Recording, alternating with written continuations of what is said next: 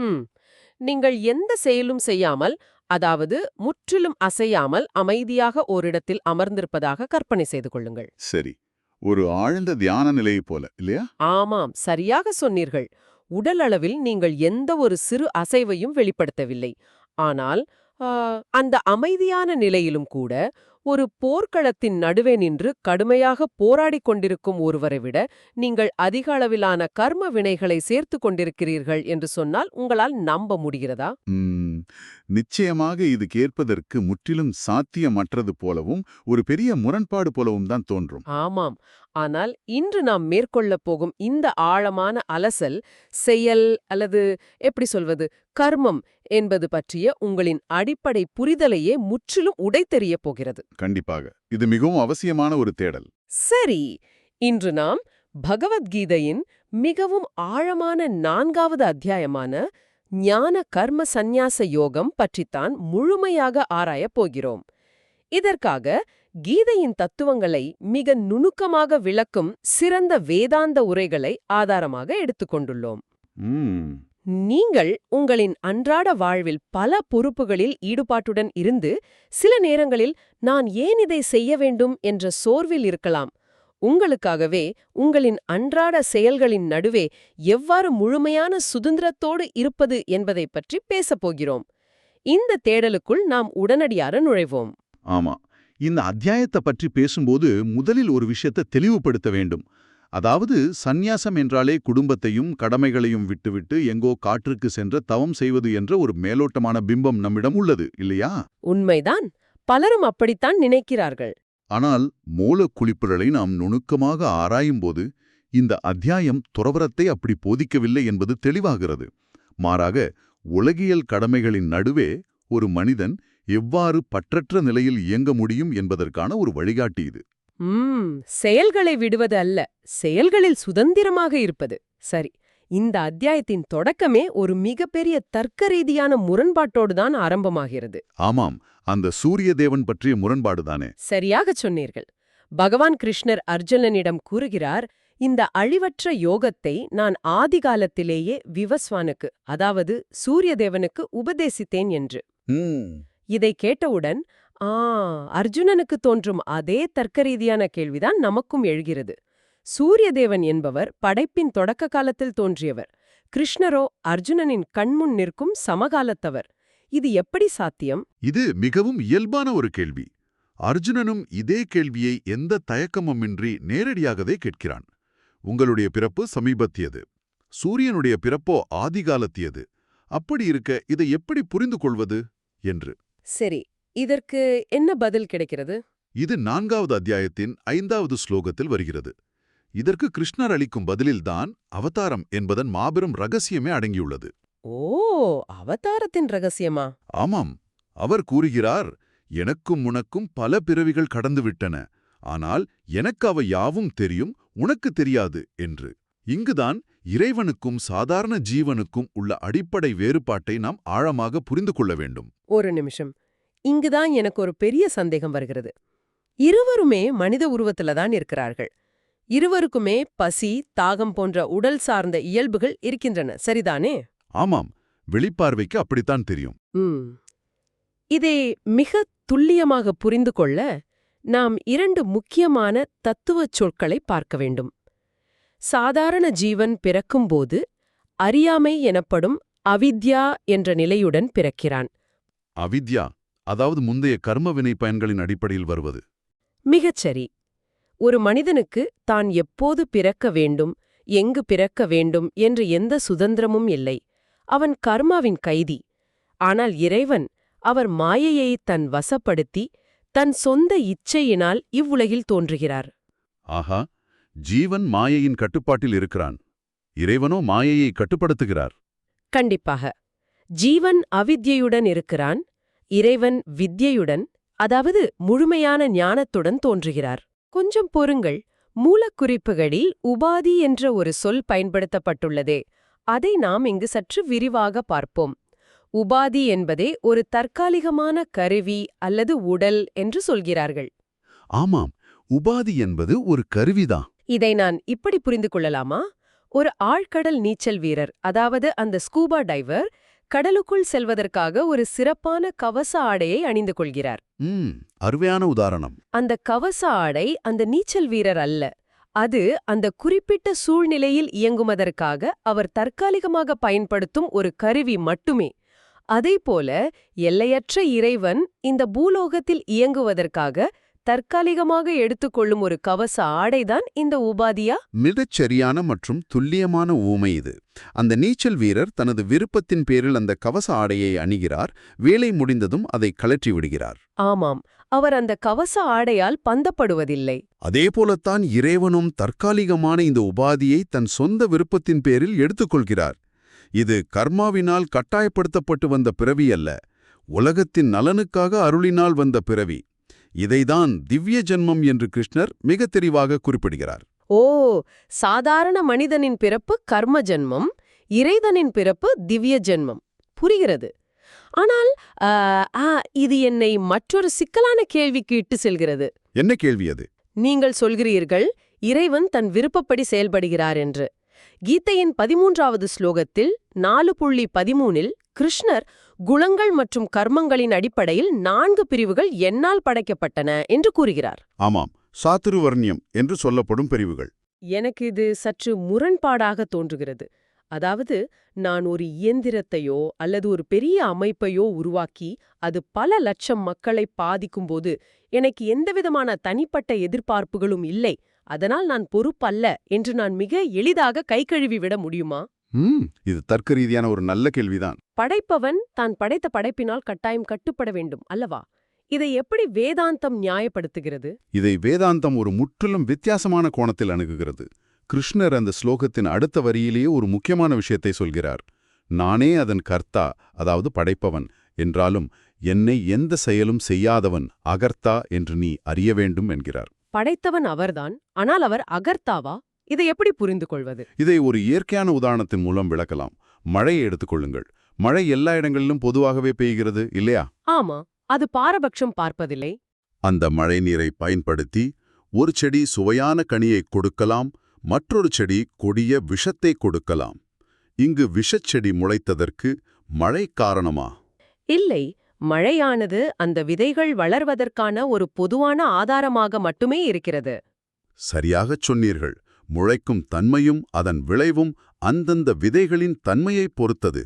அதைப் போலவே இறைவனும் ஒரு பொதுவான ஆதாரமாக மட்டுமே இருக்கிறார். ஆஹா, அப்படியென்றால் அவர் எந்த ஒரு குறிப்பிட்ட பலனையும் எதிர்பார்த்து சுயநலத்துடன் இந்த உலக அமைப்பை படைக்கவில்லை? ஆமாம், தனிப்பட்ட விருப்புகள் இல்லாத காரணத்தால் அந்த படைப்புத் தொழிலின் எந்த ஒரு கர்ம வினையும் அவரை பாதிப்பதில்லை. அவர் வெறும் சாட்சியாக மட்டுமே இருக்கிறார். அதனால் அவர் உலகை படைத்தாலும் அவர் ஒரு அகர்த்தா. இது மிகவும் ஆழமான ஒரு தத்துவம். சரி, இறைவன் பந்துபடுவதில்லை என்பது தெளிவாக புரிகிறது. ஆனால் மனிதர்களான நாமும் அவ்வாறு இருக்க முடியுமா?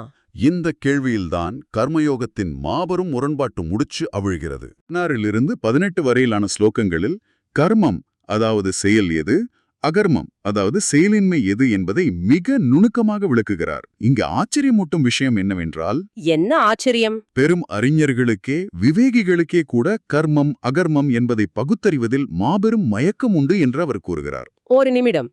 பொதுவாக கர்மம் என்றால் கை கால்களால் ஒரு வேலையை செய்வது, அகர்மம் என்றால் உடல் ரீதியாக எந்த வேலையும் செய்யாமல் சும்மா உட்கார்ந்திருப்பது என்றுதானே நாம் நினைக்கிறோம். இது மிகவும் எளிமையான ஒரு விஷயம்தானே. இதில் அறிஞர்களுக்கு கூட ஏன் மயக்கம் வர வேண்டும்? அந்த மேலோட்டமான புரிதலைத்தான் வேதாந்தம் சுக்குநூறாக உடைக்கிறது. செயல் என்பது வெறும் உடலளவில் நடப்பது மட்டுமல்ல. வேறு எப்படி நடக்கும்? நீங்கள் உடலால் எந்த செயலும் செய்யாமல் அமைதியாக ஒரு இடத்தில் கண்களை மூடி அமர்ந்திருக்கலாம். ஆனால் உங்கள் மனதிற்குள், நான் இப்போது எந்த செயலும் செய்யவில்லை, நான் அமைதியாக தியானம் செய்து கொண்டிருக்கிறேன் என்ற எண்ணமும் நான் என்ற அகங்காரமும் ஓடிக்கொண்டிருந்தால், ஓ, அங்கும் ஒரு செயல் நடக்கிறதா? கண்டிப்பாக அங்கும் ஒரு மிக தீவிரமான செயல் நடந்து கொண்டிருக்கிறது. அதை கர்மம் என்றுதான் வேதாந்தம் சொல்கிறது. இதுதான் அகர்மத்தில் கர்மத்தை காண்பது. அதாவது உடல் சும்மா இருந்தாலும் மனம் அகங்காரத்தோடு செயல்பட்டு கொண்டிருப்பது. ஆஹா, இதன் நுட்பம் இப்போது எனக்கு புரிகிறது. இதனுடைய இயங்குமுறையை நாம் சற்று ஆழமாக பார்ப்போம். நீங்கள் சாலையில் செல்லும் ஒரு முதியவருக்கு உதவுகிறீர்கள் என்று வைத்துக்கொள்வோம். சரி. அந்த உதவி செய்யும் உடல் ரீதியான செயல் மிகவும் தூய்மையானது. ஆனால் அந்தச் செயலை செய்து முடித்த அரை நொடியில் உங்கள் மூளைக்குள் ஒரு சிறிய எண்ணம் வழிகிறது. நான் எவ்வளவு நல்லவன், நான் இந்த உதவியை செய்தேன் என்று. ஆமாம், இயல்பாக எல்லாருக்கும் தோன்றும் எண்ணம் தானே அது. அந்த ஒரு மைக்ரோ வினாடியில் அந்த நான் என்ற அகங்காரம் ஒரு வெல்க்ரோ போல, அதாவது ஒரு ஒட்டும் பட்டை போல அந்தச் செயலோடு ஒட்டிக்கொள்கிறது. அந்த ஒட்டுதல்தான் கர்மாவாக மாறி நம்மை பந்தப்படுத்துகிறதா? நீங்கள் கூறிய அந்த வெல்க்ரோ உவமை மிக துல்லியமானது. அந்த நான் செய்தேன் என்ற எண்ணம்தான் கர்ம வினைகளை உருவாக்கும் தொழிற்சாலை. அது இருக்கும் வரை நீங்கள் சும்மா இருந்தாலும் கர்மா உருவாகும். அப்படியானால் கர்மத்தில் அகர்மத்தை காண்பது என்றால் என்ன? தூய ஆத்மா எப்போதுமே எதையும் செய்வதில்லை. அது என்றுமே ஒரு சாட்சிதான். உடல், மனம், புலன்கள் மற்றும் இயற்கையின் குணங்கள் மட்டுமே தொடர்ந்து செயல்பட்டுக் கொண்டிருக்கிறன. இதை முழுமையாக உணர்ந்த ஒரு ஞானி, எனது ஆத்மா எந்த செயலும் செய்யவில்லை, இயற்கையின் குணங்களே செயல்படுகின்றன என்ற அசைக்க முடியாத விவேகத்தோடு அவர் இருப்பார். அவர் வெளியே கடுமையாக உழைப்பது போல் தெரிஞ்சாலும் உள்ள ஒரு செயலும் செய்யாத அகர்த்தாவாகவே நிலைத்திருக்கிறார். இதுவே கர்மத்தில் அகர்மத்தை காண்பது. இந்த இடத்துல தான் ஒரு சிறந்த உருவகத்தின் மூலம் இதை நாம் இன்னும் தெளிவாக புரிந்து கொள்ள வேண்டும். ஒரு பெரிய திரைப்பட திரையை கற்பனை செய்து கொள்ளுங்கள். சரி, மூவி ஸ்கிரீன். ஆமாம், அந்த திரையில் கொடூரமான பெரும் போர்கள் நடக்கலாம், பெருமழையோ கொழுந்துவிட்டெரியும் தீயோ தோன்றலாம். கதாபாத்திரங்கள் அழுது புரளலாம், சிரிக்கலாம். பலவிதமான அதிரடிச் செயல்கள் திரையில் தொடர்ந்து நடந்து கொண்டே இருக்கின்றன. காட்சிகள் மாறிக்கொண்டே இருக்கும். ஆனால் அந்த திரை எந்த செயலிலும் ஈடுபாட்டை காட்டுவதில்லை. திரைக்கு கோபமும் வராது, திரைக்கு அழுகையும் வராது. திரையில் தோன்றும் தீயின் வெப்பமோ மழையின் ஈரமோ திரையை எந்த பாதிப்புக்கும் உள்ளாக்குவதில்லை. ஆத்மாவும் அந்த திரைப்படத் திரையைப் போன்றலே, இல்லையா? மிக அருமையான விளக்கம். உங்கள் மனம், உடல், அறிவு எல்லாமே அந்த திரைப்படக் காட்சிகள் போல இயங்கிக் கொண்டிருக்கலாம். ஆனால் அவற்றுக்கெல்லாம் ஆதாரமாக பின்னணியில் இருக்கும் திரை போன்ற ஆத்மா எதனாலும் பாதிக்கப்படுவதில்லை. இந்த ஞானம் ஒருவருக்கு வந்துவிட்டால் அவர் செய்யும் செயல்கள் அவரை பந்தப்படுத்தாது. இதைத்தான் 4.20 ஸ்லோகத்தில் எவன் செயல்களின் பலன்களிலுள்ள பற்றுதலை முழுமையாக துறந்து விட்டிருக்கிறானோ அவன் செயல்களில் முழுமையாக ஈடுபட்டிருந்தாலும் உண்மையில் அவன் எதையும் செய்வதில்லை என்று கூறுகிறார். சரி, ஆத்மா செயல்படுவதில்லை, உடல்தான் செயல்படுகிறது என்ற ஞானம் வந்துவிட்டது என்று வைத்துக்கொள்வோம். இது இனிமேல் நாம் செய்யும் செயல்களுக்கு ஒரு தடையாக இருந்து புதிய கர்மாக்கள் உருவாவதை தடுக்கும் என்பது புரிகிறது. ஆமாம், புதிய கர்மாக்கள் வராது. ஆனால் என்னுடைய கேள்வி என்னவென்றால், நாம் இந்த ஞானத்தை அடைவதற்கு முன் பல பிறவிகளாக மலை போல குவித்து வைத்திருக்கும் பழைய கர்மவினை பயன்கள் என்னவாகும்? அவை கரையில் நமக்காக காத்து கொண்டிருக்குமா? இது ஒரு மிக முக்கியமான கேள்வி. இங்குதான் இந்த அத்தியாயத்தின் தலைப்பான ஞான கர்ம சந்நியாசம் என்ற ஆழமான கருத்தாக்கம் வருகிறது என நினைக்கிறேன். முற்றிலும் உண்மை. சந்நியாசம் என்றால் செயல்களை துறப்பது என்ற தவறான புரிதல் நம்மிடம் இருக்கிறது என்பதை நாம் முன்பே பார்த்தோம்.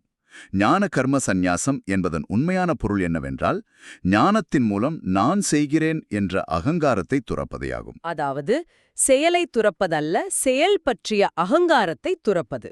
கண்டிப்பாக.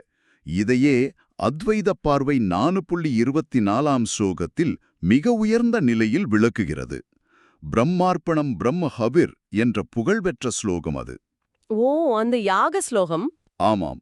ஒரு யாகத்தை எடுத்துக்கொண்டால் அர்ப்பணிக்கப்படும் பொருள், அர்ப்பணிக்கும் நெருப்பு, அர்ப்பணிக்கும் நபர் மற்றும் பலன் என அனைத்திலுமே பிரம்மத்தை, அதாவது இறைவனை காண்பதே உண்மையான ஞானம். செய்பவன், செய்யப்படும் செயல் என எல்லாமே இறைவன்தான் என்ற அத்வைத நிலை இது. இந்த நிலையில் ஒருவர் ஒரு செயலை செய்யும்போது அது அவருக்கு எந்த ஒரு புதிய கர்ம பிணைப்பையும் உருவாக்குவதில்லை என்பது தெள்ளத் தெளிவாக புரிகிறது. ஆனால் அந்த பழைய கர்ம வினைகளை இந்த ஞானம் எப்படி அழிக்கிறது? அதற்காகத்தான் மூலக்குறிப்புகளில் 2 மிக அற்புதமான உணர்வுபூர்வமான உருவகங்கள் பயன்படுத்தப்பட்டுள்ளன. ஆமாம், அதை நாம் நிச்சயம் விரிவாக அலச வேண்டும். என்ன அந்த உருவகங்கள்? அதில் ஒன்று 4.36 ஸ்லோகத்தில் வரும் ஞான பிளவம் அல்லது ஞானமாகிய படகு. பகவான் கூறுகிறார், பாவிகளிலெல்லாம் மிக கொடிய பாவியாக நீ இருந்தாலும் இந்த ஞானம் என்ற ஒற்றை படகின் மூலம் அந்த பாவக்கடல் முழுவதையும் நீ சுலபமாக கடந்து விடலாம் என்று. ஆஹா, இது கேட்பதற்கே மிகவும் ஆழமான ஆறுதலை தருகிறதே. ஆமாம். இங்கு நாம் கவனிக்க வேண்டிய மிக முக்கியமான தத்துவம் என்னவென்றால், உங்கள் கடந்த காலம் எவ்வளவு இருட்டாக இருந்தது என்பதைப் பற்றி வேதாந்தம் கவலைப்படுவதே இல்லை. ஒரு இருட்டறையில் 1000 ஆண்டுகளாக இருள் இருந்தாலும் ஒரு சிறிய விளக்கின் ஒளியை ஏற்றிய மறுகணமே அந்த 1000 வருட இருளும் முற்றிலும் மறைந்து விடுகிறது. அதேபோலதான் இந்த ஞானமும். நான் என் வாழ்வில் அவ்வளவு தவறுகள் செய்திருக்கிறேன், என்னால் இனி திருந்தவே முடியாதா என்று குற்ற உணர்ச்சியில் தவிப்பவர்களுக்கு இது ஒரு மாபெரும் நம்பிக்கை. சரி, அந்த படகு என்னை கடலின் மறுகரைக்கு கொண்டு சேர்த்து விட்டது. ஆனால் கரையில் என் பழைய கர்மாக்கள் மலை போல் குவிந்து கிடக்கிறதே, அது எப்படி அழித்தது? அதற்கான விடை அடுத்த ஸ்லோகமான 4.37இல் சொல்லப்படும் ஞானாக்னி அல்லது ஞானமாகிய நெருப்பில் இருக்கிறது. ஓ, ஞான நெருப்பு. பகவான் கூறுகிறார், எரியும் நெருப்பு எவ்வாறு எத்தகைய பெரிய மரக்கட்டைகளையும் சுட்டெரித்து ஒரே சாம்பலாக மாற்றுமோ, அதேபோல அர்ஜுனா, ஞானத்தீ பலவிதமான கர்மங்களையும் சுட்டெரித்து ஒன்றுமில்லாமல் சாம்பலாக்கி விடுகிறது என்று. இதை நான் எப்படி புரிந்து கொள்கிறேன் என்றால், என்னிடம் கடந்த கால கர்மாக்கள் என்ற ஒரு மிகப்பெரிய குடோன், அதாவது ஒரு மரக்கிடங்கே இருக்கிறது.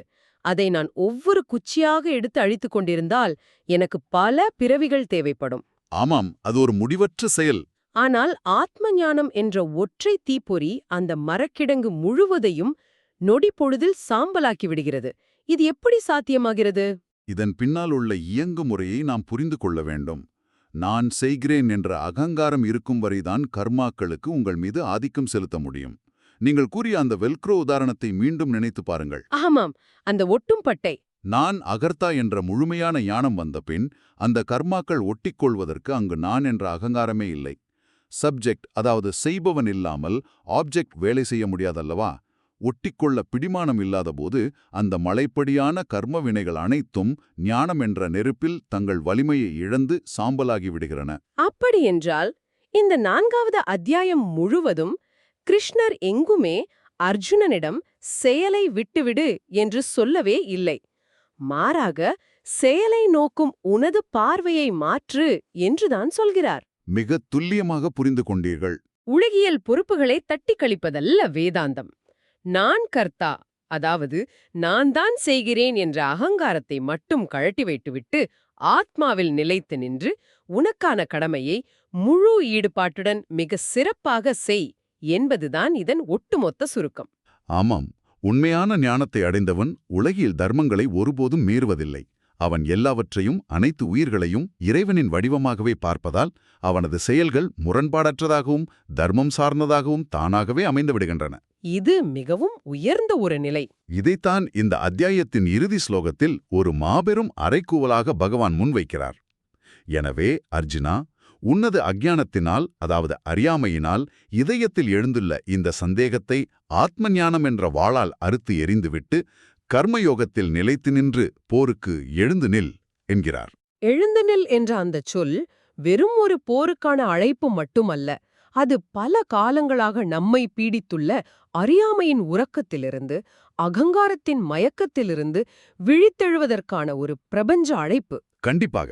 சந்தேகம் என்பது எப்பொழுதுமே ஒரு மனிதனை செயல்பட விடாமல் முடக்கிவிடும்.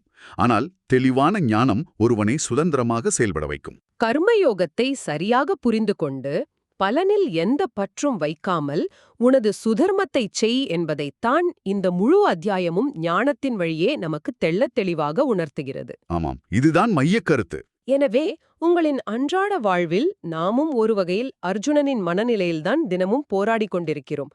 பலவிதமான சந்தேகங்கள், கவலைகள், இந்த முடிவற்ற வேலைகளிலிருந்து எப்போது எனக்கு ஓய்வு கிடைக்கும் என்ற ஆழமான சோர்வு. ஆனால் இதற்கான தீர்வு ஓடிப்போவதில்லை. நம் ஆழமான இயல்பை, ஆத்மாவின் தன்மையை உணர்வதில் இருக்கிறது. மிக அருமையாக தொகுத்து விட்டீர்கள். இந்த ஆழமான ஆய்வை நிறைவு செய்யும் முன் உங்களை தொடர்ந்து சிந்திக்க வைக்கும் முற்றிலும் புதிய ஒரு கேள்வியை உங்களுக்கு முன்வைக்க விரும்புகிறேன். இன்று நாம் மிகவும் மேம்பட்ட செயற்கை நுண்ணறிவு, அதாவது ஆர்டிஃபிஷியல் இன்டெலிஜென்ஸ் வாழும் ஒரு புதிய சகாப்தத்திற்குள் நுழைந்து கொண்டிருக்கிறோம். ஏஐயின் காலம்.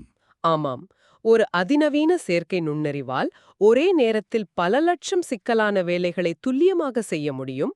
புதிய முடிவுகளை எடுக்க முடியும், ஏன் அற்புதமான கலைப்படைப்புகளை கூட உருவாக்க முடியும். ஆனால் அதற்கு அகங்காரமே கிடையாது. உண்மைதான், அதற்கு நான் என்ற உணர்வு இல்லை. அது ஒருபோதும் நான் தான் இந்த வேலையை செய்கிறேன், இதன் பலன் எனக்கு வேண்டும் என்று நினைப்பதில்லை. ஒரு விசித்திரமான, முற்றிலும் இயந்திரத்தனமான கோணத்தில் பார்த்தால், அகங்காரமே இல்லாமல் தன் வேலையை மட்டும் மிக சரியாக செய்யும் அந்த செயற்கை நுண்ணறிவாற்றல்தான் ஒரு முழுமையான கர்மயோகியா? ஓ, இது மிகவும் ஆழமான ஒரு கேள்வி. வெறுமனே வேலைகளை செய்து முடிப்பதற்கும் மனிதனின் உணர்வுபூர்வமான செயல்களுக்கும் என்ன வித்தியாசம்? நம்மிலிருக்கும் அந்த நான் என்ற உணர்வு உண்மையிலேயே ஒரு குறைபாடா, அல்லது அதை முறியடித்து விழிப்புணர்வுடன் ஒரு செயலை செய்வதற்காகவே இயற்கையால் நமக்கு வழங்கப்பட்ட ஒரு சிறப்பம்சமா? அடுத்த முறை நீங்கள் ஏதேனும் ஒரு செயலை செய்துவிட்டு, இதை நான் தான் சாதித்தேன் என்று நினைக்கும்போது இந்த கேள்வியை சற்று தனிமையில் சிந்தித்துப் பாருங்கள்.